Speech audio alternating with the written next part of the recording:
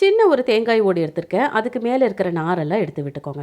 அதுக்கப்புறமா கொஞ்சமாக கிளேவ் எடுத்து இதே போல் நீங்கள் சின்ன ஒரு ஷேப்பாட்டை செய்து இதே போல் நீங்கள் அந்த கிளேவாலேயே அந்த தேங்காய் ஓட்டில் இதே போல் ஃபிக்ஸ் பண்ணிக்கோங்க. ரொம்ப ஈஸியான கிராஃப்ட் தான், ரொம்பவே ஈஸியாக பண்ணிக்கலாம். கிளேவை இதே போல் செட் பண்ணி வச்சதுக்கப்புறம் மறுபடியும் கொஞ்சமாக கிளேவ் எடுத்துக்கோங்க. இப்போ அதை லைட்டாக இதே போல் திரிச்சு விட்டுக்கோங்க. திரியை நம்ம திரிக்கிற மாதிரி இதே போல் திரிச்சு விட்டுக்கோங்க.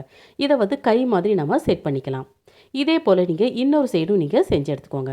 அந்த கிளேவாக இருக்கனால பசையெல்லாம் தேவையில்லை, இந்த மாதிரி நீங்கள் ஃபிக்ஸ் பண்ணிக்கோங்க. இப்போ நமக்கு உடம்பும் ரெடி ஆச்சு, 2 கையும் ரெடி ஆயிடுச்சு. தேங்காய் ஓட்டுக்கு தகுந்த மாதிரி நீங்கள் அந்த பாடியை இதே போல் நீங்கள் அழகாக ஷேப் பண்ணி நீங்கள் ஃபிக்ஸ் பண்ணிக்கோங்க. நான் எடுத்துருக்கிறது ரொம்ப ரொம்ப குட்டியான ஒரு தேங்காய் ஓடு. இப்போ மறுபடியும் கொஞ்சமாக கிளேவ் எடுத்து நம்ம இப்போ ஃபேஸை ரெடி பண்ணிக்கலாம்.